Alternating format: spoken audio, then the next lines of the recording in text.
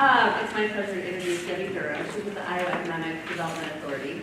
And I just want to point out that, and I just made this connection this morning, maybe you two have already done this, but Tina works with Debbie, and then Beth is a colleague of theirs as well. And so they're all here to teach us a little bit about why Iowa, the Iowa Economic Development Authority, and everything that they do. I asked Debbie what the fun fact is, and she said she's about to be a grandma, May 21, so it's a happy time. So please welcome Debbie.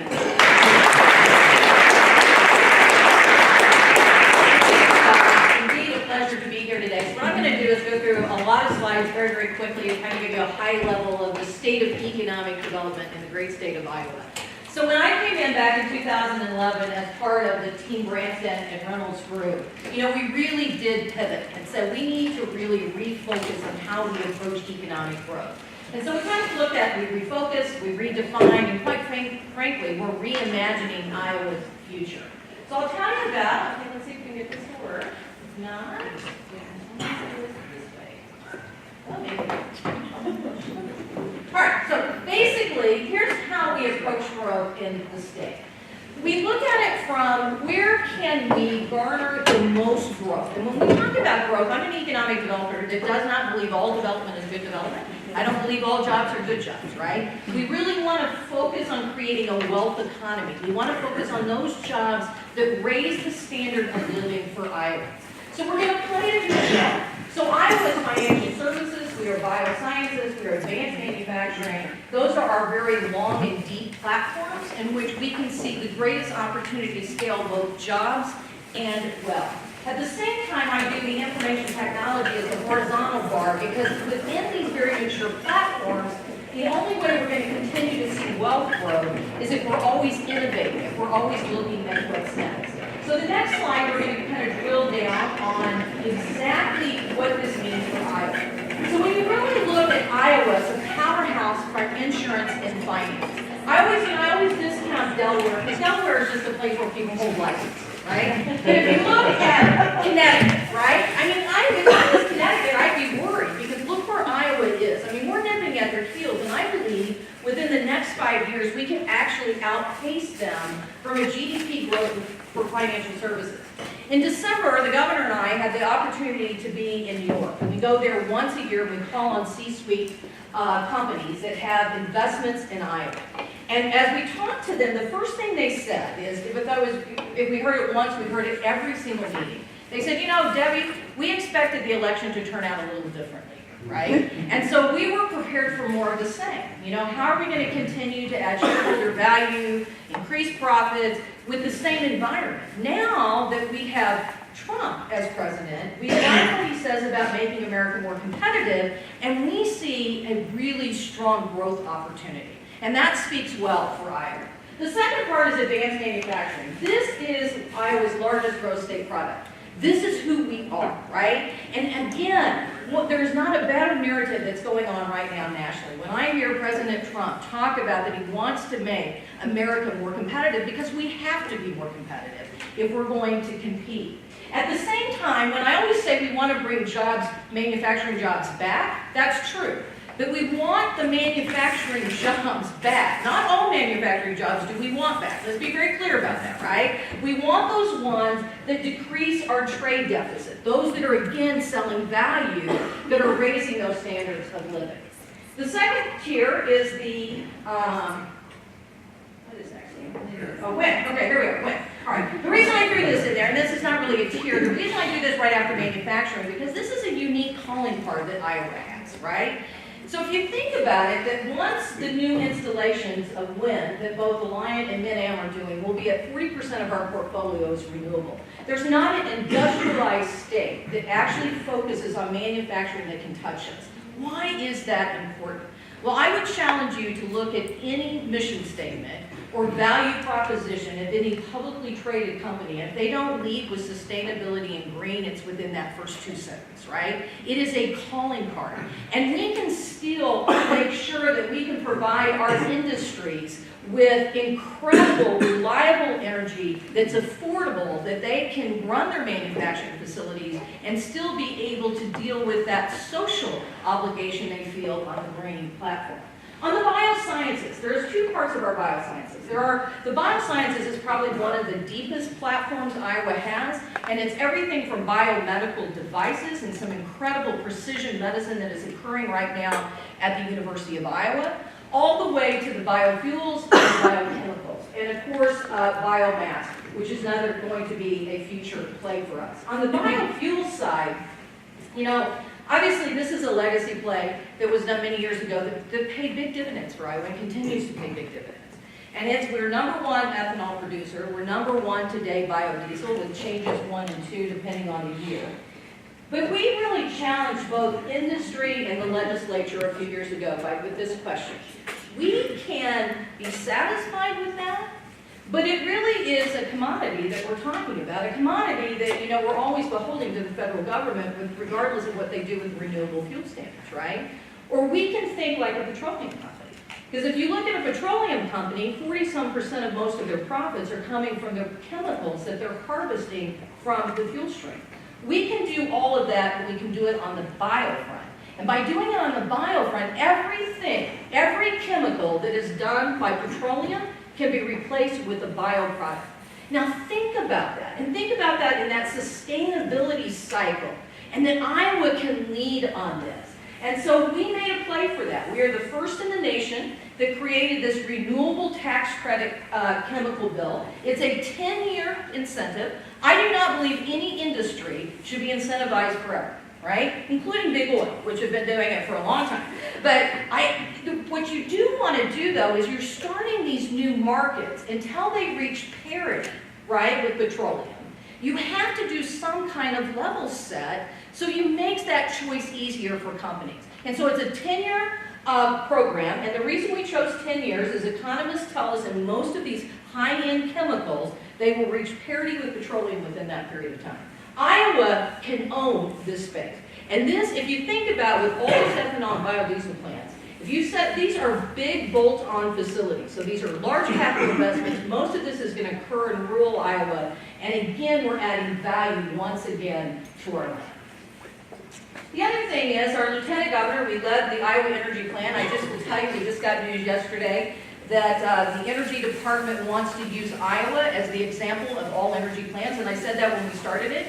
If we're going to do an energy plan, we want it to be an energy plan, right? We want it to be comprehensive. We want to have all the stakeholders at the table. But we also want it to be aspirational, right? We want to say, what's next? And how can Iowa stake a claim for itself in the future that will pay dividends for us as we create a wealth economy? And so we led on that, and we just announced it in December, and there's some really big plans coming, and the next one's going to show you what I think is Iowa's greatest play from this, and it's really converting that biomass that Iowa has second in the nation of all this biomass and converting it to energy. The nexus between this and clean water, and is uncanny. The other thing that happens within these watersheds where all this biomass is, they're in places like Northwest Iowa, Storm Lake, Osage, that has a trouble with natural gas. And right now, trying to put a natural gas pipeline in and figuring out how to amortize that is very difficult. We can take the biomass, convert it to energy, once again, cleaning up our waterways, and at the same time, making sure that we're fueling our economy, which is that manufacturing economy. So on the business development front, we approach growth very holistically. So within each of those platforms, we have strategies, and we have marketing plans, and we have things in which we do, in which we touch base. But I will tell you, the hallmark of our economic development plan is that we take care of our own backyard first. Economic Development 101, 82% of our portfolio right now is existing companies like John Deere and Vermeer and so many of these companies that continue to invest in Iowa. Take care of your own backyard first. When we do expansions and when we do recruiting, most of it is within that asset mapping, within that supply chain. So if you think about it, even our approach to economic development is lean, green economic development. because we're really very strategic on how we approach it. We also approach it holistically, right? It's not just about having the right tax climate. It's not just about having certified sites. It's about making sure that we're investing in our people. So certainly workforce efforts such as growing the workforce, our home-based Iowa, in of course Charles City is a home-based Iowa, right? Isn't that right? Not you should be, but you are, okay, I thought so. And then, of course, our apprenticeship bill and investing in STEM and really making the connections that there are these incredible opportunities here. The other thing that, and this is really dear, I can say, to not only my heart, but certainly I share this passion with our Lieutenant Governor, Kim Reynolds, and it's really elevating the profile of women. I mean, you know, every few years, American Express would send this survey out, and of course I was dead last, and Marco would call me at the register and say, what's up with this? And I'd say, I have nothing. I don't know. It defies logic when you look at just the demographics of women, the education level of women, the kind of wealth that women control within our state, that there is a disconnect here. And so we really began to focus it. So not only have we created a women's investing group to help women that can scale those $1 million plus companies, everything from really changing the way we approach our targeted small business program and really developing an entire ecosystem through, we even talked about this as well, as the Invest in She events, to really raise that profile, and we're making great tractions in that. The other thing is you have to be ready for growth, and this was the thing that always, you know, we lost deals. In fact, when I was first in office in this position, we lost a big deal, and we lost a deal, and I will tell you, and I said, this will never happen on my watch again. We will never do this, because first of all, it's not the Iowa way. So we had a deal, we were ready to sign, and all of a sudden the farmer wanted $5,000 more an acre for his land. Well, you know, I'm a capitalist. You can sell your land for whatever you can sell your land for, but don't tell me you're going to sell your land for an event. You made a price, and then you changed the price, and we lost the deal to a neighboring state. Not only did we lose a tremendous amount of credibility, but I said, we can't have that. We have to be ready. And so now we embark on what I believe is one of the nation's most robust certified site programs. It's a heavy lift to do a certified site, but it's working. I will tell you, when we did the Kraft Heinz deal in Quad Cities, and also I will tell you in the years of mergers and acquisitions, those are not fun for economic development directors. Because in mergers and acquisitions, there are winners and there are losers, right? And usually they are one in the same. In the sense that, in this case, we were either going to lose our entire plant, there was no doubt, they were going to close the plant. If we kept the plant, it was going to be a much slimmed down version of the plant. So rather than, you know, 1,000 plus jobs, it would be 500 plus jobs, right? So, you know, you have to, but you still have to play. And the criticism is, why did you give incentives for that? And I said, because we did it for the future. Because I will tell you, and we even had the union that actually supported us on this deal, because they saw 500 jobs was better than no jobs, right? When you put things in those kind of, you know, optics, you begin to see that. The difference is that we were the ones that won the brand new state-of-the-art plant. And that's where the future growth is going to be. The other thing is, it was very little incentives in that deal. In fact, I think one of the most creative things we did is when Kraft wanted cash, and I said, I'm not going to give you cash, right? I'm not going to do that. I mean, let's just talk about the optics of this. However, I will give you cash on one situation. They said, what's that? That you can take down your old plant and give the city a clean site. And I will help you pay for the demolition of that. Oh, they bought that. So now not only do we have a brand new manufacturing facility going in, right? But we also have a site that's going to be able to be repurposed in their downtown. And they took ownership. So I think in the end, when the story is finally written on that, it was the right thing to do. The other thing is community development. We have to have communities in which people want to live. And this gets into housing. Now, I have to say, Beth and I got here late afternoon, and we went down to the pub and had a wonderful meal. But I wanted to see Main Street and all the facade things that are going on and the upper story housing. And that's going on all across Iowa. It's not just our urban centers. You know, I get so upset with David Swenson on many occasions. And if anybody, David and I on the panel, first of all, he's not an economist, and I think we have to be clear about that, right? He has an opinion about the economy. But the point is, he talks about rural Iowa dying. Well, I will tell you there are some communities in rural Iowa that are really struggling. But I can also tell you there are communities like Charles City and Woodbine and West Union that are doing unbelievable things that are seizing control of their future. It is all about elected leadership and leadership at the local level, which is why programs like this are so important. There's not a government program that can save a community, and that is not what government should be doing. Government is here to partner with those who want to save themselves, right? And want to find a way to make things happen. So first of all, this workforce housing, seeing life in these main streets after 5 o'clock is so gratifying. The other thing, of course, is our Main Street program, which we have our big event tonight. And again, we just talked about that, the facade treatments. I mean, we are reclaiming our Main Street programs. We're seeing new life, the historic tax credit program. We're now doing a partnership with Cultural Affairs. We're going to run the back room of this because we know how to do the financing. Mary's team will continue to do the certification on the front end, but again, one of the most viable tax credit programs we have. Right now, I'm going to show you some results on tax credits. We really have to do a job of educating our own legislators of what a tax credit program is, because it is not writing a check, right? It is a performance-based incentive.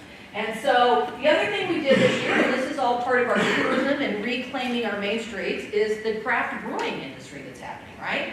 This, it's all about the makers movement. People want something that's real and authentic, and so it's the distilleries, and it's the wineries, and it's the craft breweries. And I always say, if you put a bike trail next to a brewery, you're golden, right? It's just, you got it all. You got health, you got, but we have these laws that are so archaic, and special interest groups that have been able to control this. And now we've worked together to a very comprehensive plan so we can take the constraints off that industry, because it's manufacturing.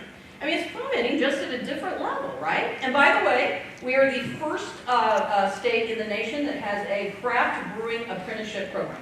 So just want you to know. So you can do apprenticeships for anything, Tim, I'm just saying. All right, so marketing, of course, this is really Tina's area. Because, I always say, you're only as good as the team in which you surround yourself with. And I have an incredible team at Iowa Economic Development Authority at all levels. And certainly, Tina leads our marketing efforts, and it's all about telling the Iowa story and doing it in such a fun and different way.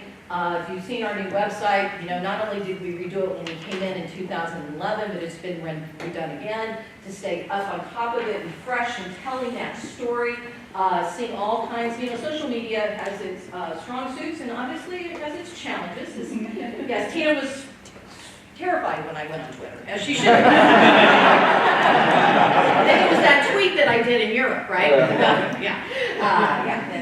I got put on Twitter probation, so now I have to by the governor and said maybe someone should read your tweets before you send them, and probably appropriately so. So the whole team reads my tweets before I tweet. The same thing is, of course, on tourism. This is Iowa, and we want you guys to use that too as you're out talking about our great state. It's that unexpected, and when I think of Charles City, I love the arts and culture, and when I think about the collection, even though I've never seen it because it's never open when I'm here, but I've heard it's great. The collection here, how unbelievable in Charles City that we have Picasso's, and I mean, it's just amazing, and you find that throughout Iowa. It is just this incredible thing. So I think this tagline, "This is Iowa," is certainly appropriate. And of course, we haven't actually, I want you to say, had a budget increase since 2011. And our metrics on all fronts, because we're really strategic, we got rid of, I think I'm the only director that went to the legislature and said, I'm going to give you back all these programs. Thank you for giving them to us. They don't work or they've outlived their usefulness. I want one program. I want high quality jobs. And by doing that, you're able to lean things down tremendously. And we measure everything. But I want to talk about results because I think it's important right now in light of what's happening with the budget. This too will pass because we're a farm economy. We've been down this path before. It's not all the farm economy, but certainly that's a large part of it. But there's a real misconception of what's driving this and what's not driving this. And there's rhetoric and there's truth. And we have to begin to cut through that and say, whoa, time out. Let's talk about really how we approach. So first of all, this is who we are in Iowa. For a state of a little over 3 million people, we are relevant. We have a large GDP, as you can see. And I always start, too, as one of the best-run states, because every time the governor or lieutenant governor are pitching a company, we start there. And the reason for that is we manage our fiscal house, right? We take, like we are doing now. by managing this two dip in our revenues. Because for the business community, they know that if you don't do that, there's going to be a day of reckoning, and that's going to rust at the door of the business community. The other thing is exports. This is the one part of the Trump administration that I don't like, what I'm hearing about, right? I thought TPP, I'll be the first to say, I thought it was one of the best trade agreements there was. I think that it's always good to open up any trade agreement, as old as NAFTA, and recheck and say, did it do what it did to protect our steel industries? The problem has not been the trade agreements. The problem has been we have not held the trade agreements responsible, in the sense that the bad actors that have come in and dumped things into our economy, we've not held them responsible. So that's where the real issue is. However, if we're going to do it bilaterally, that's fine. But the point is we need to do it quickly bilaterally. Because this is where all-time high in 2014, this is a lot of our revenue issues. This is where we were with, and this is finished goods. This is not commodities, right? Because that gets mixed at the port. And then this is where we were in 15. And then when the books are finally closed on this last year, we'll be down another $1 billion, right? So this is a large part of where our revenue issues are. And we need to figure that out for not only our farmers. The other thing is that we have a cap on tax credits. There was a time in history prior to this administration where there was no cap in economic development. We have a cap, so we have to manage all of our programs within a cap, and I have always supported a cap. So 20 million of our 170 million goes to the workforce housing, 10 million goes to innovation, 10 million to Grayfield, Brownfield, all programs that have been great, and then the rest is primarily high-quality jobs. But just because we have it, we don't use it. In fact, we only use it if we have to, right? Because why would you give more in a negotiation than you have to? So on the tax credit. The other thing that's interesting, on the next slide, you can go ahead and just go to the pie chart. Let's talk about tax credits. Tax credits are performance-based. So I pulled aside a certain legislator the other day, someone I know very well, and I said, you know, I'm gonna have to call you out on this fertilizer deal if you don't stop. Because you're saying that it was the Iowa fertilizer plant that created the budget crisis. Well, let me tell you, they're not even operating. They haven't even taken any credits, right? Because that's not how this works. I did not write them a check. So they actually, how a tax credit works is you actually have to make money. First of all, you have to be operational. So they weren't even here. So we didn't have any revenue from them to begin with. I didn't give anything away because we didn't have it. So they're not operating. They have to operate. They have to make money. And then they get to claim a deduction off the income. And, oh, by the way, did I tell you that they expire in a certain period of time? And you don't get to renew them. So you can't sell them. You can't trade them. You have to use it. So revenue will tell you, and even Senator Joe Bolton will tell you, if you ask him, how many of the credits that we give in deals actually ever get claimed from the Treasury? About a little over 50%. That's the truth. Now, why do we have tax credits? I would just do not have them. Why? Because I think we should be more competitive than our income taxes. We have tax credits to compensate for an uncompetitive situation. I have, from day one on the Hill, said, take away my tax credits, but give me a tax code that I can compete, right? So that's the issue with tax credits. So when we talk about all of this, the truth is not reality. The other one is the R&D tax credit. Now let me tell you, that's a different kind of incentive. Now that is refundable. And so what's incentives do? They compensate for uncompetitiveness to make you competitive, right? Or you want to drive certain behavior. So if you want to drive certain behavior, what behavior do we want? I just said we want a wealth economy. We want innovation. We want to be at the tip of the spear in these platforms of what's next. Well, the only way that happens is with research and development. So yeah, you want the researchers here. The highest, most valuable people in our economy, I believe, are the innovators. Because they're the ones that are saying what's next. They're the ones that are looking at the next horizon. And so we want them here. And so yes, it is. They're the highest paying jobs, plus where they do their research and development. Just look at John Deere and all of these companies and DuPont, Pioneer. They're more likely to also do their manufacturing. So yes, I defend R&D tax credits. I will continue to defend. But at the same time, again, the rhetoric is different than the truth. So for instance, it's only 6.5%, but it's a reimbursement. You have to spend X amount of dollars to get the money. It's not a check. We're not doing grants like we used to do in the olden days, where we gave legacy companies, big checks. That's not how we do business. I think it is a prudent way to do business. I think it is driving the results we want. And so if you look at the next slides, and I'll just finish up real quickly. Obviously, we talked about innovation. I think we can move on. So I want to go to the results slide, Tina. So this is our, the next slide. Yeah, this is our portfolio. So I will tell you there's not a state our size that can match this for capital investment. This is our portfolio. 82% of those are existing companies, many in this room, who continue to grow in Iowa. The rest of them are companies who we have recruited. This job number, the governor talks about creating 200,000 jobs. This is the only jobs I take any credit for, or we at Economic Development, because they are tied to this portfolio, right? And I can remember when I first started the job, my father was very proud, and he would call me every Saturday and wanted to know how I was doing on my job count. And he thought I should do the thermometer like United Way. It's in the lobby of the office. You remember that? Yeah. But that would get a long way. And I said, oh, Dad, no, that's... And I told him where I am, and I think he said, well, it's great that the governor believes in you, and you're getting such great exposure for your next gig. Kind of like, you're a long way from this. And I said, you think you were the Des Moines Register, Dad? What's up with that? But the point is, because all the other stuff happens because you have a portfolio and you have construction projects that's driving that economy, and it is truly that multiplier that we're not taking credit for because the economy is sparking. This is what it looks like. Manufacturing out of that portfolio is the big winner. And like I said, the next slide really does show you that most of it is existing companies that are expanding. And this is how it's done by population. The other thing I hear is, we're only doing deals in the big communities. Not true. In fact, if you look at most of our manufacturing in bio, it's actually in smaller communities because for a variety of reasons. You need the land mass.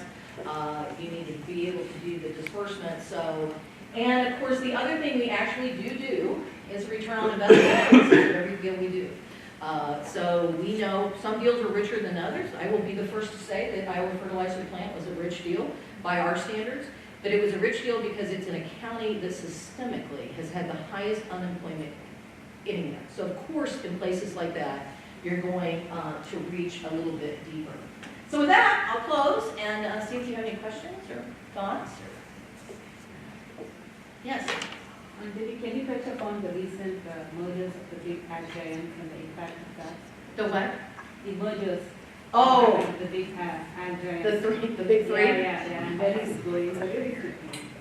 Well, I think that from all indication it's going, right? I think that the indication is going to be there. Those, again, are very, very difficult as we work through particularly the Trump Pioneer situation. They believe that they need to truly do that to be able to continue to compete at the global scale. I will tell you, when we did the DuPont Pioneer, it was not a given that we were going to be able to keep the jobs in Johnson on the research side.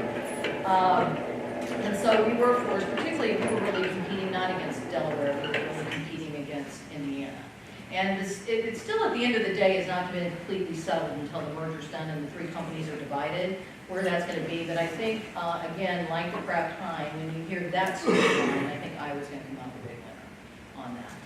And the interesting thing about that one was that they were under contract with us already and had a certain amount of supplemental R&D. And so what I said to them was, we're going to claw all of that back, right? We're going to start from scratch because we can't have you have open contracts out here not knowing where we're going to be. So when you looked at the deal we did, was in essence, we gave them back what they already had. But with the commitment that those jobs would not only stay here, but those jobs would grow here. So I think it's going to happen, and I think at least in that situation for sure, we're going to be a really strong suit. On the other ones, it's interesting because, Bayer in particular has a real interest in Iowa. So I think, I don't know exactly how that's going to work out for Iowa. I don't think we're going to lose ground. I think the question is, do we gain? And I think, most of them, I think you'll see an opportunity for us to actually grow opportunity here. Yes? What's the process of becoming a build-ready site? It's extensive. It's about an 18-month process. So you have to control the land. You don't have to own the land, but you have to control it for a period of 5 years. You have to have certain testing that's already done. So it's a heavy lift to do that. But we know that, again, on the Kraft Heinz deal, that they had a different piece of land that they chose, and that was another situation where the family couldn't agree. And so 24 hours before the board meeting, we shifted them to the certified site so they could get going, and so they're already building. And so we see that time and time again. So it is definitely a heavy lift to do, but it means something, right? So particularly if we chose to use an independent outside certifier, we use McCollum Sweeney, and I would consider them the J.D. Gordon or the gold standard of the industry. When McCollum Sweeney certifies something, every developer in the country knows it's ready to go, because they don't cut corners, right? So sometimes even to my dismay, I mean, we fight occasionally about, well, what if the 4-lane highway was 2 miles further? Really? I mean, 2 miles, right? It's like, as the crow flies, I mean, you can make that case. I think we won that. Yeah. What in your background do you feel like really led you to this role or helped you get there?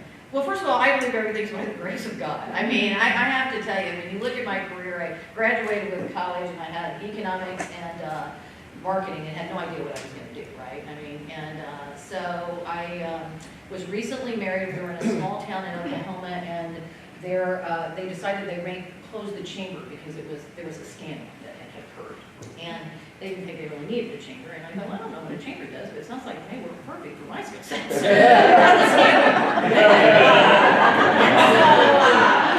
I approached the board and I said, you know, you really have nothing to lose. First of all, work for cheap, and you know, I don't know what's going on, but apparently you don't either. But and they did, and it was like it set me on this entire career of community economic development, because I don't know where economic development, community development begin and end. To me, it's all one thing. It's about investing in the place you live, right? Investing in the place you love and making a difference. And so honestly, just over the years, I've had some tremendous mentors who have come alongside, and even Governor Branstad. I've known Governor Branstad for a long time, and you know, I can remember, you know, when I finally said yes to him, I was sitting in my office by myself saying, what did I just do?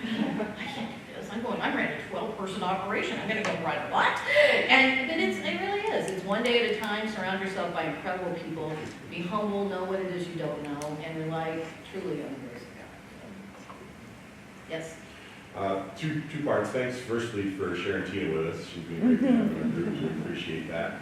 And secondly, could you, I don't mean it as a, just openly, could you comment on education and the role of that? I mean, it's such a hot topic right now. How are we doing that in the state? What are we doing well? What are we not doing? Well, I think we're making a lot of incredible advances in education, and I think it's really focusing on those areas, again, which give the greatest opportunity for our students and our children to have success in the future. And so with what the Lieutenant Governor did when she started the STEM initiative, you know, back in 2011, it's making tremendous amount of strides.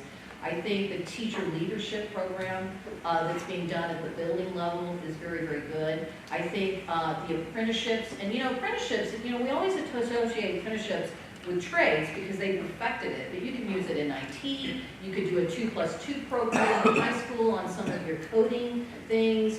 I think the ability to, that nobody has the answer, it really is an ecosystem, right? So even things like private coding schools, I think we need to introduce into Iowa, not taking away anything that the community colleges do because they do a great job, but there's just a lot of training opportunities. So I know that we always focus on the budget, but I think what I'm seeing at the classroom level, and when I look at the APEX program in Waukee, or there's some initiatives going on even in my hometown at Sioux City, I quite frankly am very encouraged what I see happening in our education system. I think we're seeing more innovation than we have ever seen before. So I'm excited about that. Yes? You mentioned the lack of competitiveness in our tax structure. Who's doing it well? Who's out-competing us, and where are we going to figure out the right model to move in that direction? I think, and it's a bittersweet pill for me because he's actually one of my dearest friends, is Governor Snyder. I worked with Rick Snyder when he was at Gateway, and he's doing it right. I mean, if you look at where Michigan was and where Michigan is today, and I don't pay attention, quite frankly, to California and New York, and we don't compete with those places, right? I mean, New York a little bit on the financial side, but we have a value proposition for that. I really focus on industrialized manufacturing states, Ohio, right? Ohio is a tough competitor. Indiana has been a tough competitor. And they're getting tougher because they're a right to work now. They're getting tougher because like Snyder went in and, collapsed his income tax. I think, they flattened it tremendously. So those are the ones I pay a lot of attention to. At the same time, Michigan is also investing heavily in education, apprenticeships, we're doing a lot of the same things. In fact, we actually share models. I mean, but Michigan's the one I worry about. I did win one against them the other day. I have to say, okay, maybe I'm not as humble as I need to be. I did find that a bit gratifying, I have to say. I did the happy dance. But it's tough to beat one against Rick. So that's the ones I keep my eyes on those states in particular. Yes? So I've lived all over the U.S. and I would say that Iowa's probably my favorite place that I've lived. We love you. But what are our challenges to continue on this trajectory that we're on for change? I think the challenge we always have, I think our greatest challenges in Iowa is we don't think big enough. It's almost like we get to the edge, right? And it's like, it's right there, and we can have it all, and we draw back. I don't know what it is. And I think part of it is that humble upbringing, we're not boastful, we just do our business. But when you think about how incredible the state is, just from our history on to the things that we have led on, the human rights issues that we have always been forefront on, right? The innovation, the things that we're doing, the feeding the world, the Norman Borlaug story, over and over and over again. But somehow I think we pull back. I think it's us that going forward. I think if we can get, and again, this will pass on the revenue. We just have to ride through it. But I think that the investments we're making now for the future, I think if we really truly can put us in a tax position that's fair, that everyone pays their fair share, and gives us the revenues that we need to pay for essential services like education, those things that we also value, but now allow us to compete.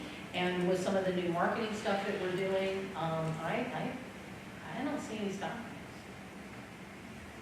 Yes. Congress is taking up infrastructure bill this year. Yeah. I'm curious with that, what's IEDA's role in the pipeline for shovel-ready projects? Well, what we did is, and this is the other thing I love about this administration, when one of the conversations I had with the governor before I said yes was, you set some pretty lofty goals out there, right? And exactly how do you think we're going to get there? And I'm just curious. I have a plan, but what are those? And he said, Debbie, I fully appreciate that. He said, the thing you have to remember is I have your back, but we're going to work as a team. And everyone is going to be engaged in growing our economy. So that means DAS, Department of Administrative Services, whoever it is, and we do that. We pick up the phone, we collaborate, we solve problems. So, case in point, so when an opportunity came to do this shovel ready, the governor's office just didn't send a thing out. The governor's office got all of our directors together and said, give us a plan. You guys get together and figure out what it is you want. I will tell you, our number one item, there was a few items on the list, but the number one by far, and as you looked at the trade, that probably shouldn't surprise you, is the lock and dam system on the Mississippi. And we actually worked with other states along the Mississippi to say we would like you to make this your number one too, because clearly, it was clear to me when I visited with the Corps, with the governor early on in the administration, that there is no, in any near history, that we're going to see any investment in the Mississippi. Well, that's critical if we're going to move product around the world. If we're going to feed the world, if we're going to fuel the world, if we're going to do all of these things, we have to have that transportation system. So that was the biggest thing. But that's how we do things in this administration. We just really, really work collaboratively. Just to give you a great story, it's government at work and how government should work, right? That we're very lean in the sense that there's not a lot of, we don't have a lot of overhead. I have my cell phone on my business card. That's the only number I use. I give it to everyone. I got a call from a panicked economic developer on a late Thursday or Friday afternoon who said we had a plant that we had brought from France to their community, state of the art. It was a packaging thing in the food industry. You could eat off the floors when anybody goes in there. And I guess there was an inspector from Department of Agriculture who came in, and supposedly there was a missing filter on a certain machine that they were supposed to have.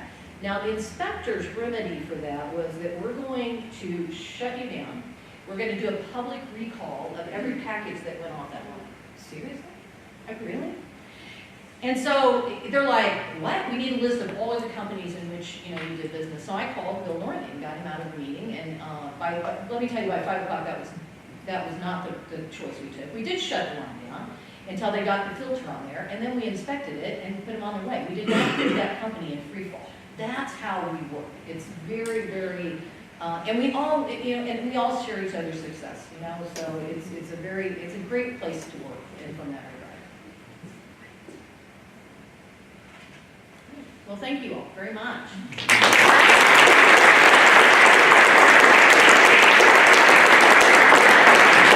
Well, good morning, everyone. It's our pleasure to introduce Ron Rowe, who we need in the panel this morning. Ron is a Charles City native. He's been an attorney here for over 25 years with a brief exposure to the Peace Corps and teaching English abroad. So a very, very background. So I'd like to introduce Ron first, because he'll introduce first hotel. So. Okay, thank you, John. It's rolling downhill.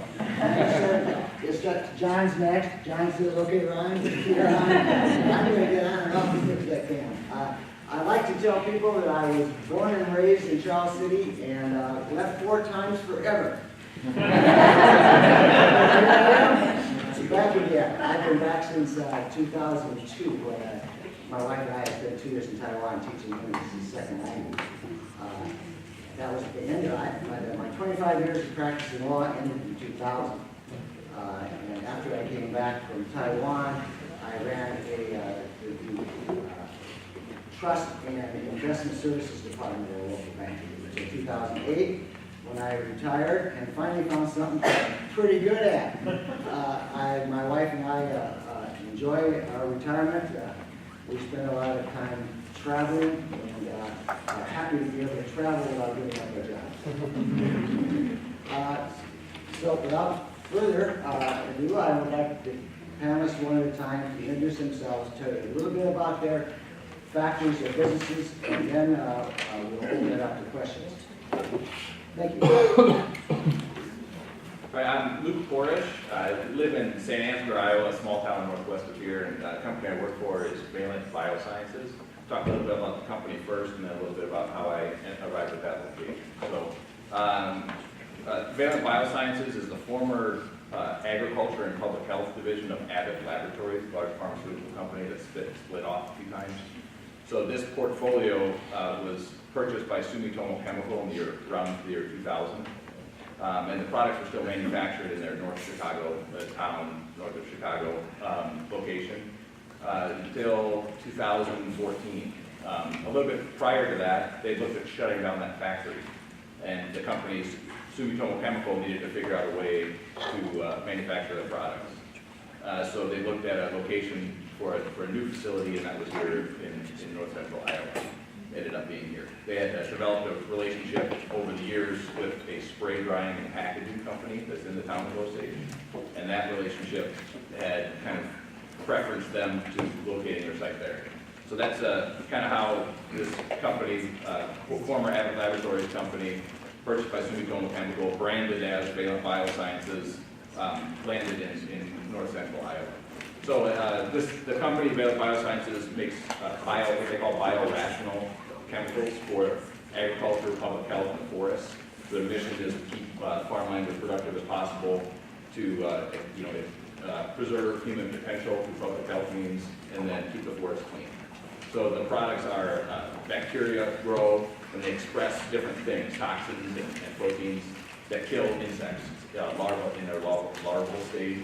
And so that's most of what the products are that we make. So it does that for mosquitoes, but in public health. So it's a product that's safe in drinking water, let's say. So you can use it where there's malaria or dengue fever. And then it's also used in crops. So a lot of the products are based on Bacillus thuringiensis. So if you were to BT corn, that's something that's expressed by a modification to the corn seed. This is the way the bacteria expresses it. So it's grown at scale and then taken out of the beer that's grown. So that's a primary product. And then there's also growth enhancement products. So kind of think of like an amino acid that someone might take as a health supplement. Those are used on plants to preserve, to control the ethylene they produce that keeps, like for apples is the target market. So it'll keep apples on a tree longer to help the farmer harvest as much as they can from their crop, and it's a biologically based product, so they prefer to use it in some instances. And so that's more or less the product portfolio that the company makes. And we manufacture that at the site up here. I'm the engineering manager at that site. I grew up in the town of St. Ansgar. I heard that they were manufacturing this, they were going to start the construction of this site. I was working at Rockwell Collins in Cedar Rapids, Iowa at the time.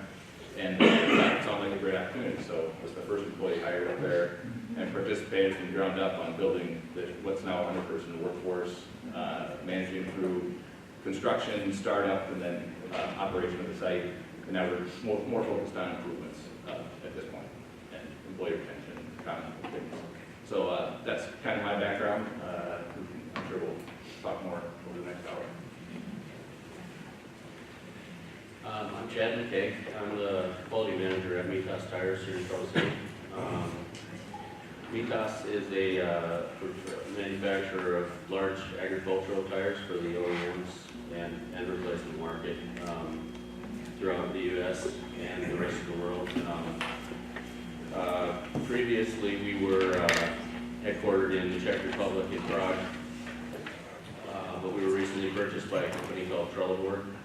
They're a large company in the rubber industry and some medical industries and things like that.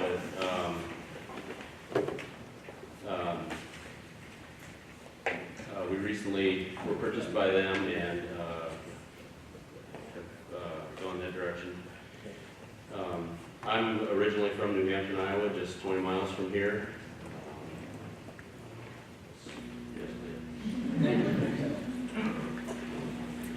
I'm Thompson, a partner at Hawkeye Preferred Treatment Group here in Charles City from Waverly. Actually 25 miles every day each way, so, but it's all on the freeway, so it's easy. And we specialize in blow mold manufacturing, so for the plastics industry, we do a lot with automotive, Ford, GM, Honda, BMW, Tesla, a lot of air induction parts underneath the hood, and HVAC parts of the dash.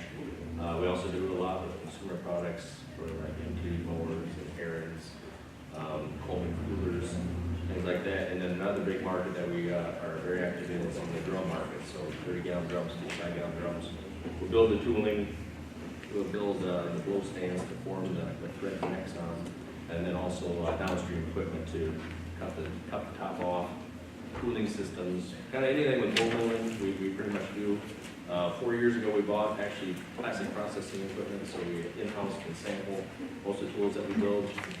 We do a little bit production as well, and then a couple years ago, we came out with a couple of proprietary products. So we have another company, Easy Bench, is natural, we're a warehouse where we make fully customizable plastic benches. And recently, we were approved for the NFL and MLB, so pretty soon I'll be on the Yankee benches finally in my yard. The rest of the teams I don't care about. So I look forward to getting your questions here. Thank you. Okay, the rest of the session is going to be kind of free form. We'll try to have as few rules as possible, starting out with about none, other than I let me recognize whoever has a question, and we'll take questions one at a time. You can direct them to one or more of the panel. And I will see if I'll bring the others in, see if they have any comments before we go to the next question. Is there a question for any one of these gentlemen? Yes? Why North Iowa? Does anybody want to take why North Iowa? Well, for us, the reason Charles City was chosen was because they were considering several different locations. I know Kentucky was one, and I'm not sure, I know there were a couple other locations they were looking at, but Charles City offered good incentives for location here. There was a building available that Winnebago used to occupy, and the state offered some good tax deferred dollars for training and things like that.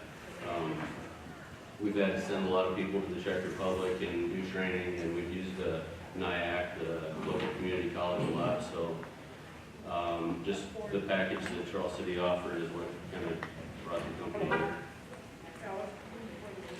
How about you? I kind of alluded to it earlier, I guess, but there was a partner business, so they had a third-party manufacturing partner that was in the town of Osage previously. And that was really that they had a great business working relationship over the period, of course, 30 years. And that was enough really to say, you know, we worked so well before, why not shorten our supply chain and do it all in, you know, single location? There is availability of skilled workforce also, you know, so that was, you know, another key. And the incentives, the sharing. Andrew, you were already here. We're already here, and we get that question a lot from our customers, why are you guys in Iowa? We have people from all over the US come and, you know, visit us for testing tools and things. We're from Iowa, but another good reason is NIAC is a very good tool and die program. Over a third of our employees that graduate from NIAC. Also, economic development team here does an excellent job in Fox. You know, NIAC guys in East City, so we've had good relationships here. We've grown a lot in the last few years, and definitely employee-wise, this is a better area too. Used to be down by Waverly, a lot of competition from John Deere and their suppliers up here. There's a little more of a buffer, so it's a little different employee base, so it works out very well. Another guest right there. How do you recruit, attract, and retain employees in the extreme rural areas, especially Luke, St. Ansgar, you know, 1,200 people? Very curious about that. And then another part, we toured Fox River Milling yesterday, and very curious on the generational differences. Millennials were alluded to at one point, and we just talked about, and I definitely fall into that category of how they're not as loyal, and perhaps, you know, maybe there's not that work ethic there. That was just one thing that came up, and so I'm just curious on what you're seeing or what you may be concerned about or view in that space. That was about the first question I would have had. Why would people come here? As far as in the business is in the town of Osage, which is 3 times bigger than the town of City. You know, initially the startup, I think, was a draw for a lot of people to be part of the challenge. Starting up this you know, big new facility, it's a lot of interesting problems to do to solve in that. And then, but on an ongoing basis, we've tried to do, like, you know, kind of what mentioned, relationships with NIAC for a lot of the hands-on positions, or the local community colleges, and then we've tried to do a lot of internships. So not as much this summer, but last summer we had between 7 and 10 interns, generally from Iowa State, University of Iowa, that come up and come through the program. Get a feel kind of for what our work environment's like. That's the kind of what we do outwardly, and then inwardly, we try to have a culture that's competitive with business that might be in West Des Moines, or in our case in Arizona, or where, you know, where our competitors are.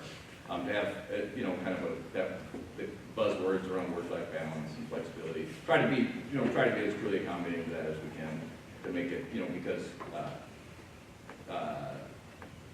people have a lot of different interests in living in different places. You know, but if the work is rewarding, I think people tend to stay.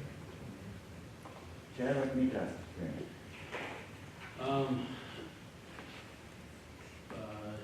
Hiring people and retention right now is our biggest challenge. Some of the people we're not hiring, like the other companies in town, there are a lot of the higher skill base, I'd say, where some of the people we're hiring are a little bit lower skill base and entry level jobs. So it's been a challenge with the younger generations, retaining those people and keeping them interested in their jobs. So that's something we're working on right now.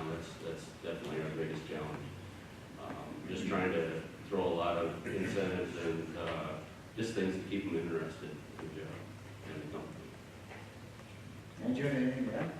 Yeah, we have the biggest challenge in young employees that are not from here.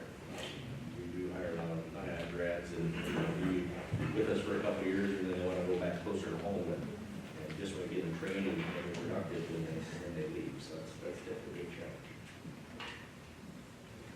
Yes. Kind of just a follow on to Andrew's, particularly for Poland, does having Zoetis, Cambridge, and sort of a critical mass of companies in this space here requiring some level of the similar talent help, or does it lead to more competition and challenges with retention? Well, for us, I think it's a huge benefit, you know, being the new party to that kind of arrangement. I think everyone here has probably toured the other 2 facilities. You know, a lot of our critical talent came from those locations during the startup phase. You know, so that's probably, you know, maybe, you know, that kind of goes both ways. But now both of those places are in different pharmaceutical and quasi-pharmaceutical areas, they pay more. So, you know, that's the challenge now. So that's where it comes, for us at least, it comes more around to the culture and try to do, you know, employee empowerment, try to be preferred in those ways, if we can't be preferred in, you know, salary. Do you feel impacted in any way by either those two, Celeste and Cameron? Definitely, that's who we're competing with in Charles City here, so, like I said, we're hiring from a little bit different group, but they're pulling people from us simply because they pay more, so that's why we're trying to work with the incentives and just some, you know, fun things we can do to keep people interested in developing the role. Oh, actually, Right. I'll look the other way, I'll be right here. Can you expand on that? What's one of the things that you're doing that you think is helping with that? So when you say extra incentives or bonus? We're just trying to do things like having company cookouts and just things to keep sort of a team environment and keep, you know, the people interested and make them want to work with the people they're working with and just the team and family type situation. You have a question? What for similar sized communities that look at these awesome companies and say, I would love to have something like that in our community, what are the things, or what should a community prioritize to make themselves attractive to companies similar to them? Should we start with you, Andrew? The training program, that's the biggest thing. It has a very good program. Hawkeye used to have a pretty good program, but that's now more geared towards production employees, so kind of a well-rounded education really is a huge factor. I guess I'd agree with that. I think there was a lot of local economic development. Brenda Dreyer was the person in the Mitchell County area for the last, I don't know, maybe 10 years. And she had done a lot in getting to know the local businesses. So she knew this company, A to Z Drying, extremely well. She knew about what was going to be, you know, what issues they were dealing with, and then she was able to kind of facilitate a lot of discussions around moving Advanced Bioscience to that company into the location. So I think, you know, establishing, you know, having someone in your local area that's keeping a pulse on all the local businesses to take advantage of opportunities when they come up. Over here, Larry. Yes. In addition to typical business metrics like, you know, profitability, what are some of the key performance indicators that you use, especially around maybe improvement or growth or change type initiatives? We kind of keep our metrics, and we kind of do 5 categories. So we're production facilities, so safety is generally our top metrics. We try to look for behavior-based programs, so we have incentives around that, or metrics around that. And we move to people, so we look at retention and training in those areas. In quality, we open up investigations for non-conformances. So we look at how many of those we're opening that are based on like an operator input or a lab technician input. And then in supply, we look at really on-time ship and on-time delivery. And then contaminations, we're a fermentation facility, so we really focus hard on contamination reduction. And then our financial metrics are the same as probably. We probably have a bigger scale than you do, don't you? What sets us apart from us innovation? We try to continually push the boundaries of what's possible. We do a lot of things with tooling where we finish the part inside the tool. All the little parts have to have something done to them after the little part. We try to do that inside the tool. Of course, some length with punch holes. And next week I'm going on to Kentucky to kick off a big program with Toyota and utility.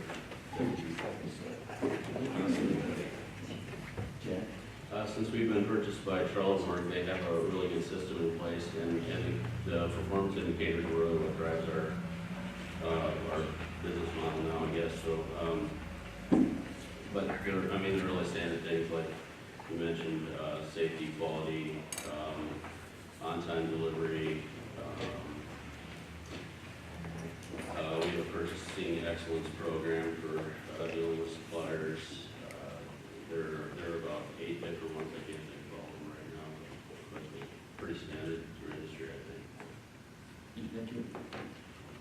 Yes. So have you been working with your local community developers? When you have employees that want to come to town, first I'm assuming it's hard to convince them 3,500 people or whatever size the town is, but then are there homes available, are they affordable? Do you, how have you looked at that bigger impact than just your business? That's our HR manager deals with that constantly. I think the county, in Mitchell County, is doing a housing assessment right now. There are not many houses available in kind of a range where someone new to a community would feel comfortable buying. Like if you move to Cedar Rapids, you can buy a nice, clean $140,000 house in Marion or something. If you're not sure if you like the area, you can test drive the Cedar Rapids area, and if you don't like it, there aren't houses or communities like that around in Osage or St. Ansgar in that area. So that's a challenge. So they're looking at ways to address that. I don't think that impacts our business too much as far as housing in Charles City, but I've heard that some of the other businesses like Cambridge and Joyous try to have some challenges with that money. Maybe a little bit upper level housing that people can live in short term and stuff. It's a challenge. Yeah, we impact everyone. I don't have as many employees, so it's a little simpler, but definitely the cost of living around here is pretty good. And it's happening. Away from most of the city, away from Waterloo a little bit, a little more affordable here than from the south. Well, it was a little bit more to the last question. It was more of a, what are your organizations do to just help your local communities, whether it's schools or parks, or what's your company's values and how does it drive into your community? Chad, you want to start? Ken, I think it's an interesting question because the ownership of all these companies is outside of the communities that own them. yeah, I know Mitas believes strongly in developing relationships with the schools and things in town. Mainly, those are our future employees, so we like to donate to causes and just whatever we can do to be involved. The schools that speak. So we try to be as involved as we can in a lot of the community, a lot of different community functions and things. We try to get as involved as possible. Just to, one thing, gets our company out there and helps us draw people. We have a kind of corporate social responsibility program umbrella, and the company focuses mostly on science education is one of their pillars, I guess. So that's what we at our site focus on. So we have we participate in the Iowa Big group that's up that I think you mentioned you met with the other day. Then we encourage our employees similarly to I think we did between 70 and 80 events where our employees were at STEM type functions in the local community. So we have 8 hours a year that a person can take to do that at any level in the company to participate in that. That's something we really try to push as much as we can. Yeah, we try to focus on education. We'll have school classes, we went for 2 days shop classes and classes. Well, I talked to some of the schools with their benches. We've partnered with the booster clubs and things for fundraisers. So we really can. I would say I work with several nonprofits around town. Mitas has been very generous with them, and we haven't hit up. Osage is a little far away. Yes, back there. So as a business owner, what would you say is your greatest failure and what did you learn from it?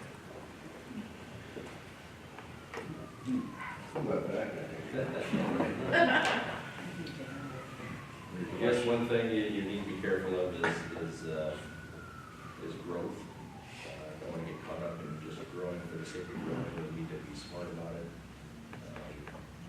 Make the investments where you can have a good return for your employees, also add value to your customers, and basically just manage the business so that it can sustain itself. Definitely, that's a huge thought. I guess for us, I don't know any big failures, but just following our seasonal curve maybe a little bit too much and not always having people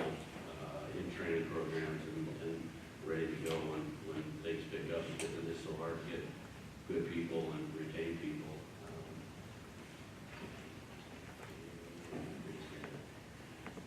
People there.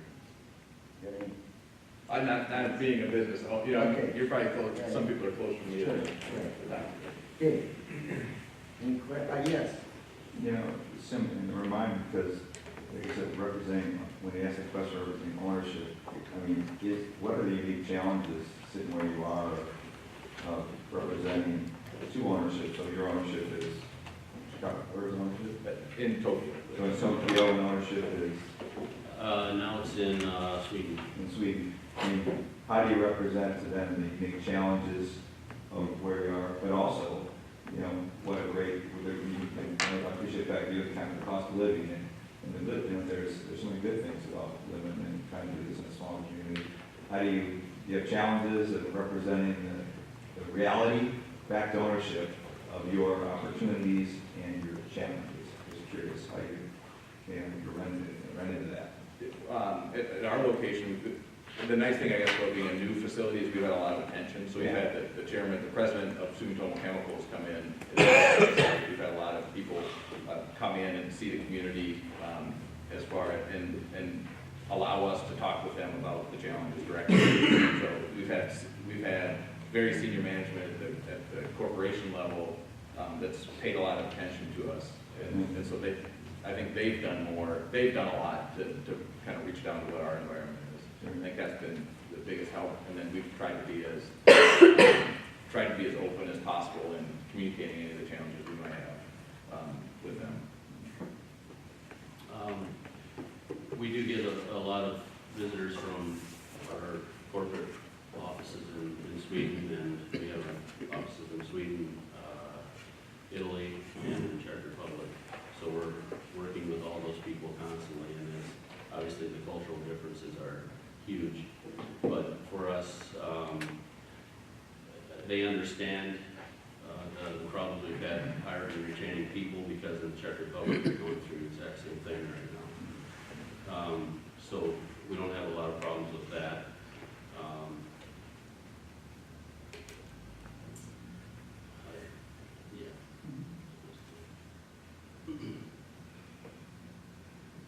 Okay, is there? What's the next thing? If you could add one thing to the mix here, the ecosystem, as it were, what would you like next? In the local area? Yeah, as far as economic development and so forth, yeah. Or anything. Yeah. Brewery came up yesterday, so you. There's at least one in Northwood if you're heading out.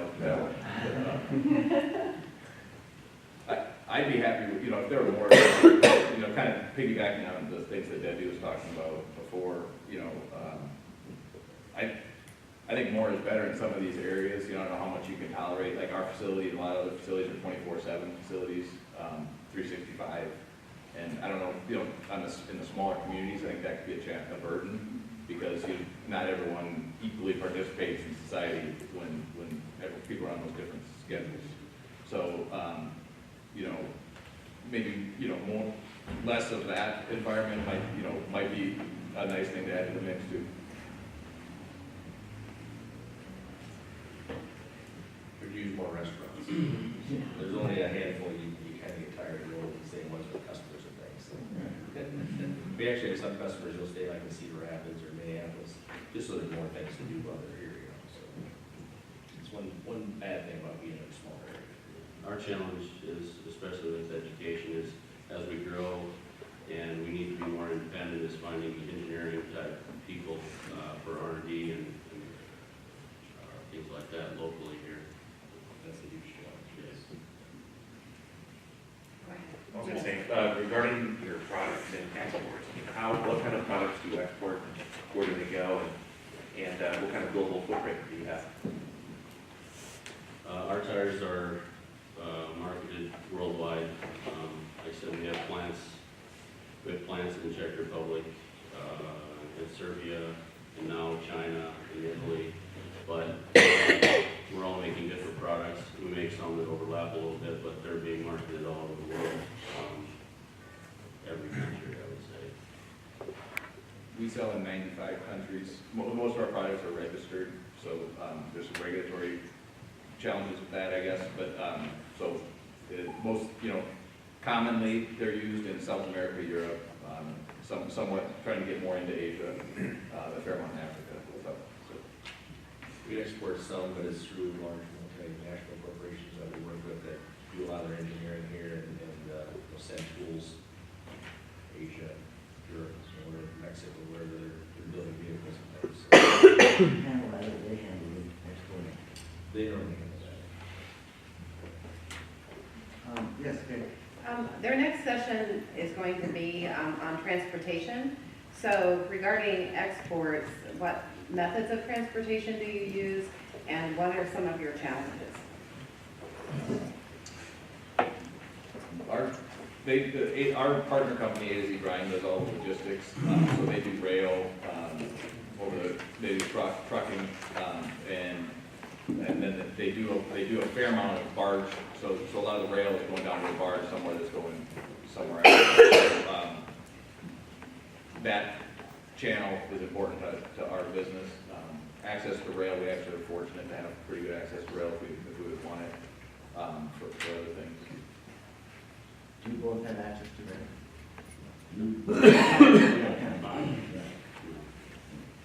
Really goes down. Question here? Yeah, Andrew, this one's specifically for you, given that you're domiciled here, given the workforce development challenge that you discussed, do you have any remote workforce for R&D and design that lives and works elsewhere? We don't currently, it's something definitely we'll probably have to look at, because it's very tough to find people that know how to design what we do. Everything's custom, we build one or two of something. So everything has to have its own unique design, and that's kind of the biggest challenge is having enough talent, I guess, to be able to handle what the worst that we can bring in. So something to look at. And really with the way software systems are now, even our engineering software, it's all cloud-based. You can have a seat of it, use it wherever you want. So a lot different than you have to download it on your computer, and you're stuck with that computer. Yes. What would you say excites you most about the next 5 years, and what scares you the most about the next 5 years?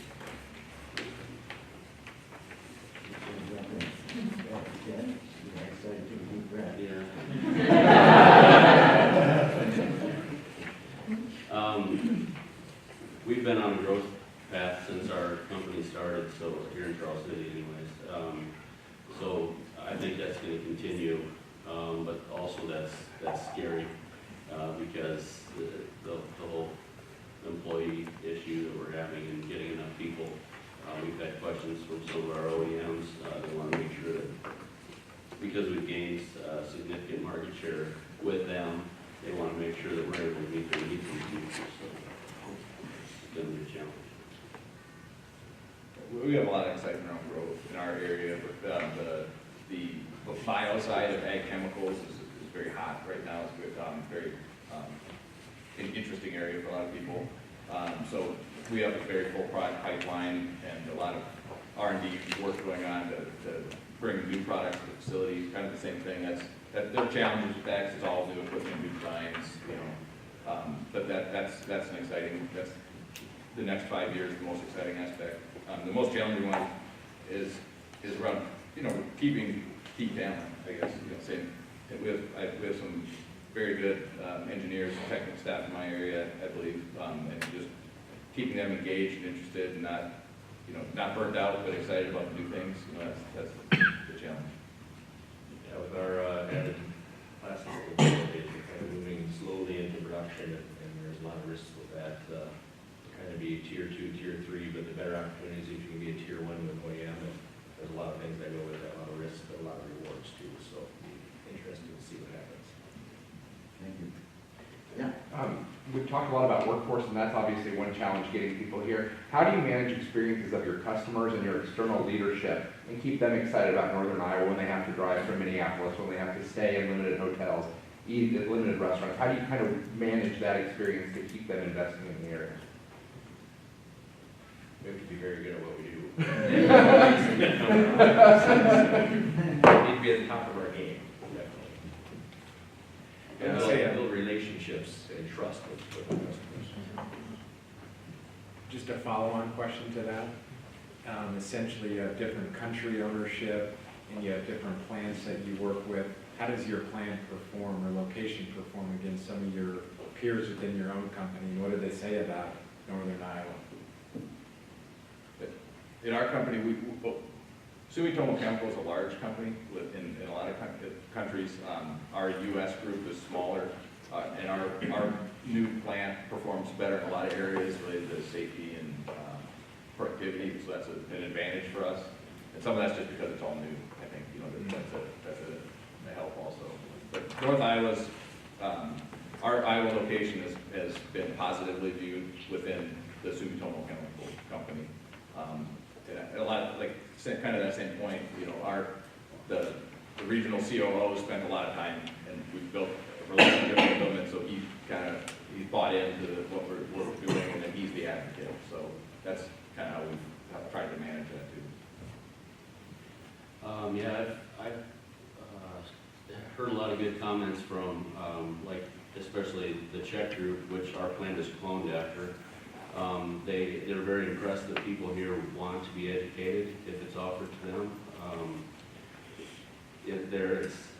They always say that that's something they have to force on their people, so they really like that. And a lot of the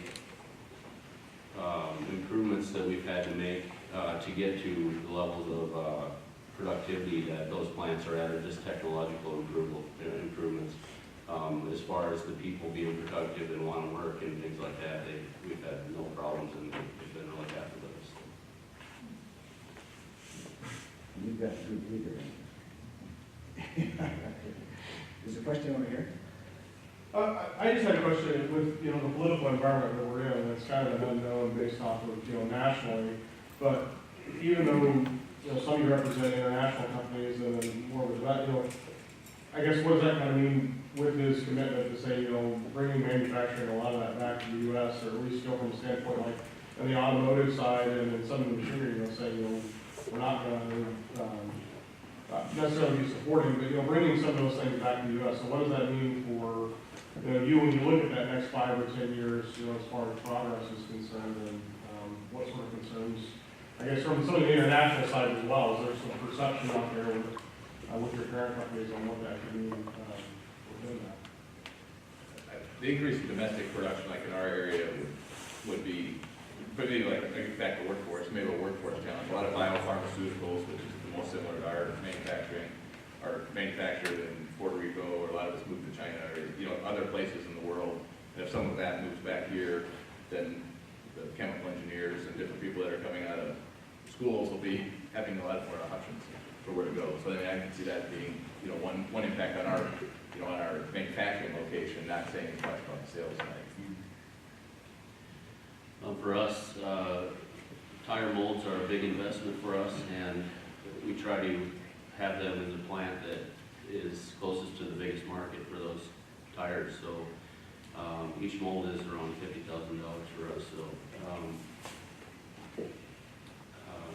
if the situation changes where things need to be more domestic, or it's really costly to import or export, I know our company has to look at some strategic investments and changing things a little bit. So that's been a big topic with us.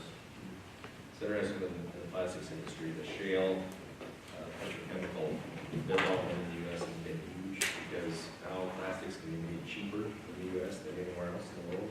And there's so much natural gas that's kind of a byproduct of the oil drilling that there's new fracking plants and things going in to make the base materials for resins. So it's a very good thing for the plastics industry. And a lot of these products are big, and it's hard to ship them very far. A lot of tooling is made in China, but the actual products themselves, a lot of them have to be here because you just can't ship air that far. So. Yeah. What you said something that's pretty interesting. So I'm in the ag industry, and seems to be always this fight between ethanol and petroleum, But I've never heard anybody talking about the petrochemicals to be moving into the plastics, although it's a key component to it. Do you do any work, or does your industry do any work to try to promote that as an alternative to so that we're not always competing against one another, but trying to work together towards, this is what the country can offer both domestically, we have both of these options. Yeah, there's definitely some trade organizations that do that very well. Engineers, and each year we have our global conference, and one of the keynote speakers is from that industry talking about the impact of gas. So yeah, there's definitely people that do handle that.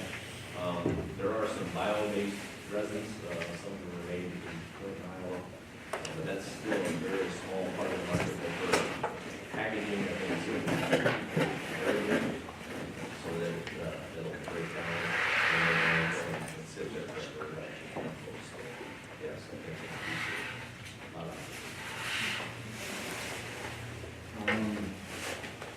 I think with global customers and ownership, is access to air travel a constraint for this area?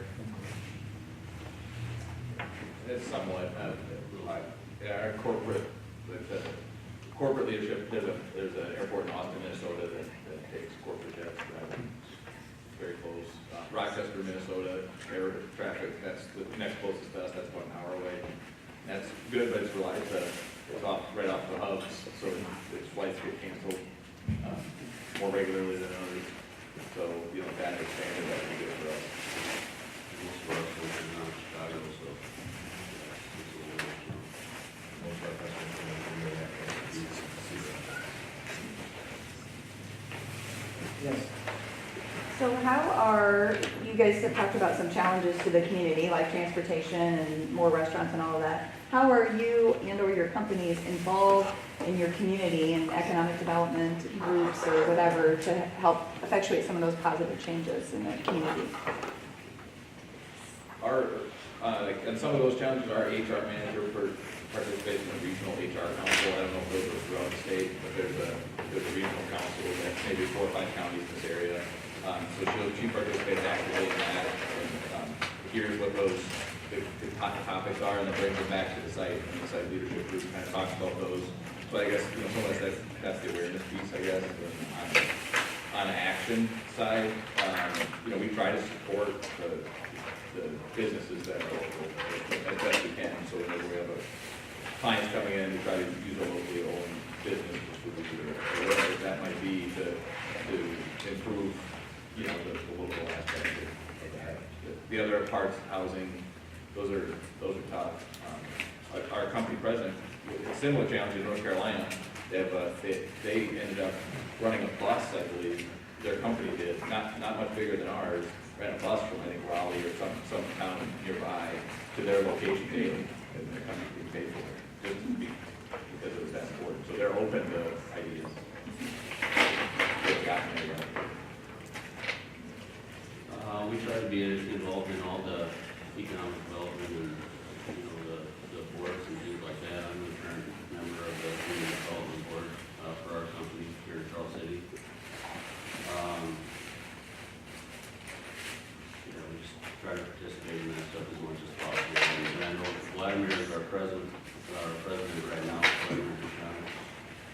And, he's Czech, and, he likes to take as much of that information that the city or the local area can get him back to, to relay to our, corporate level people to understand what's going on in the area and stuff, so we use that information as much as possible. We have to try to use local suppliers and understand and measure what the changes and things. Try to do what we can, small companies. What kinds of resources are you trying to connect to that are difficult to find here, maybe some of which we can help you find from across the state?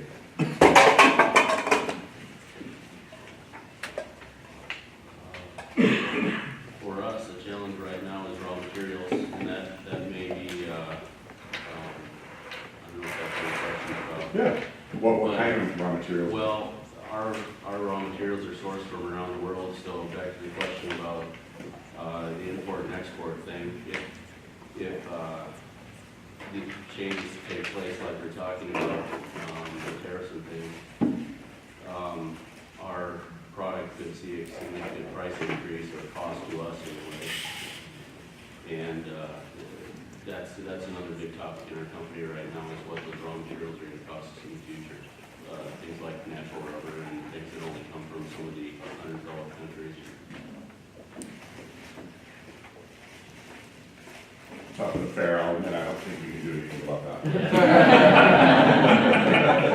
There have been companies that are trying to grow natural rubber in the United States, but it's another thing is labor costs that are associated with that stuff. Based on that, what's your, TPP being, well, just not being part of TPP anymore? The TPP conversation, there may be some thoughts on it. For us, our company's owned in Japan, but a lot of our sales aren't in that region, so it's not an enormous impact. Referring to the, for example, the rubber, right, to your point, 90% of that production is in Malaysia and Indonesia. You need that. Yes, exactly. So how you compete now, that you don't really have bilateral treatment or multilateral? It's a good question. We're really worried about that. You're right. I can't answer that for you. Are you guys part of, kind of a lobbying organization in DC that is willing to stop at it?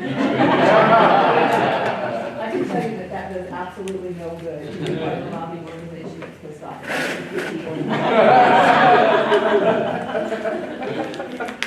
don't have an answer. Yes. So with tires, what do you make there? I know you make agricultural tires, but I mean, what are the sizes? Do you have a certain scope that you do, or do you do everything that fits on a John Deere Case IH and whatever? And then also, a long time ago, we went from regular tires to radial tires, but is there anything else coming, or is a tire for the next 50 years? Yeah, there are a lot of different things in the works. We mostly make the larger rear agricultural tires here. We do make the sets for them, the front tires and things, if we need to complete a set and make for the sales. But there are a lot of things that are in the works. We have a tire it's called the New Track tire that can be run without any air pressure in it. It's got a lot of steel in the sidewall and a spread out footprint that allows you to get traction in sand and things like that, and less soil compaction. But that's an innovative product that we're working on. We also have a product that actually goes inside the tire that allows a farmer to regulate the air pressure in their tire as they're going down the road. So if they go from the field to the road, they're able to change the air pressure in the tire. Because that's a big challenge with radial tires, because you can use radial tires at a lower air pressure to gain that footprint and traction. So those are a couple of our big things right now. Well, yeah.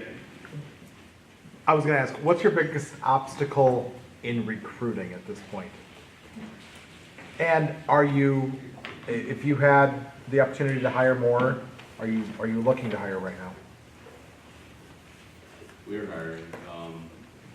Like I said, we want to get to a level where we have some extra people training constantly, because we see that is going to be necessary. Our biggest obstacle is just retaining, and not to sound negative, but to find people that want to work and want to work long term. Kind of two tiers. For us, it's the benefits. For hourly employees, it's the being competitive. That's the obstacle is staying up with what other people do. And then on the engineer, on the more of the technical scientist positions, it's getting over that hurdle of North Central Iowa. If this doesn't work out, what do I do? Where you make that jump. For a mid-career person, if you're making that jump, that's where the challenge is, because you want a leader, someone in a leadership type position. A lot of those people have a need for security on the personal life, maybe. So that can be a challenge. You get them over that. Do you have any programs or formal or informal for providing opportunities for spouses of either gender, any gender? We don't, I mean, we try to, we actually have a few pairs, like, you know, people where both work at the company, but, as far as anything formal on the other side, no. I think that that's often a barrier to changing the position. I have a question. I know that some of you, well, probably all of you, hire both engineers and scientists. So are those readily available locally, or do you import from other states or other educational institutions or other countries, those people, or, you know, what about that echelon of workforce? Our engineering staff, most of them we've had to training also, they just cannot find people with the right skill set, so. We've had decent, we have some specialized skills, like entomology is kind of a specialized skill, so we have an insectary at our facility. And so if you're an entomologist out of the university, you don't have, there aren't all that many places you can go. So for some of those more specialized skill sets, that's worked out well. For the engineers, we've had good luck at Iowa State. So we've recruited some young engineers from Iowa State, and they've enjoyed it. And so that kind of little ecosystem has been built up. And so that's been good. That's kind of how we've done it. We have brought a lot of people over from Czech Republic and Serbia to help us with our engineering. We are looking at starting to do some internship type things with Iowa State, and we've talked to them several times, and so hopefully we'll start pulling some people locally, and we'll have to bring those people from abroad. It's a pace, I mean, it's a mindset, or the market rate for certain engineering positions out of college doesn't fit in the company structure of a lot of companies in rural sections of, you know, so that there's a perception issue there. You know, why should some engineer who doesn't know anything about anything get paid more than this, you know, person in this other role that's been here for however long and does a really good job? You know, so that's the going market rate for engineers is the challenge. How do you bridge that? Yeah. How do you bridge that? Yeah, that's a great question. You know, I guess the strategy, if you have one, is if you hire someone right out of college and you try to keep them as long as you can, because then, you know, if you keep trying to jump at that middle level and people aren't staying, then the expense is very high, and that even breaks you more out of whack with other people in the organization. You know, and then you lose your leadership, your management skill. That's exactly the challenge for us, is the cost of hiring a seasoned engineer or something like that. So that's why our company has chose to bring people from Serbia and Czech Republic. They make significantly less money, and it's easier for them. But I think they see in the future that they're going to have to invest in something. Yeah, we just have a hard time getting people to stay here. If they relocate after a couple of years, they want to go back where they came from or something. So if they're not local, tend to not stay. So do you utilize a co-op or internship to their United States? We do, yeah. So we participate heavily in their career fairs. We go down to all their ag and life science career fair and their engineering career fair. And then we have been having 3 to 5 scientific quality lab people and 3 to 5 engineers each year. Do you house them? We do not. We work hard with local realtors to get them rental places. We're just starting to work with Iowa State, and we haven't officially had anyone here yet, so they haven't faced some of those challenges yet. As you kind of know, they have a very good relationships with co-ops and internships with placing individuals. They do.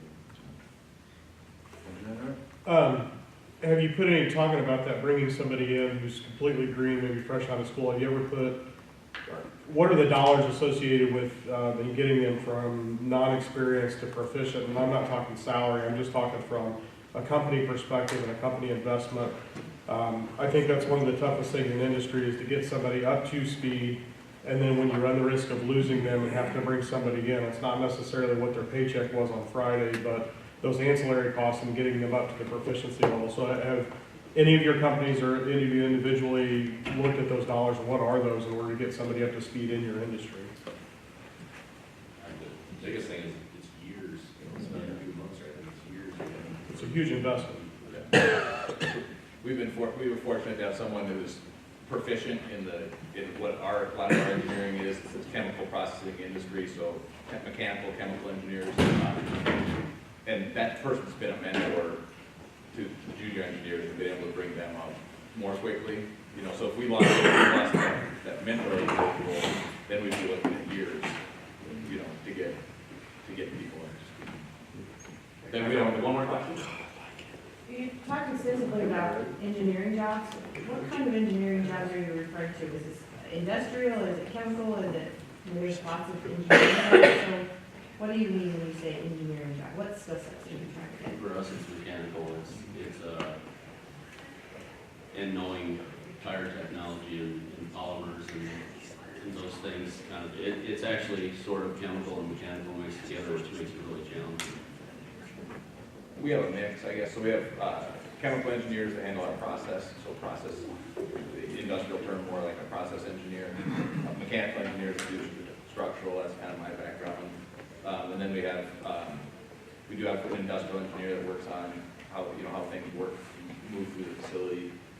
Then we don't, but electrical engineering, our plant is controlled by a distributed control system, so like an internet with 6,000 points that's centrally managed. So we have a person who just developed that skill in industry that does that. The electrical would be another one.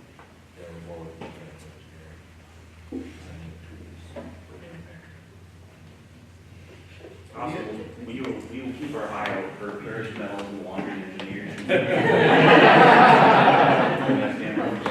Thank you very much. I really appreciate it.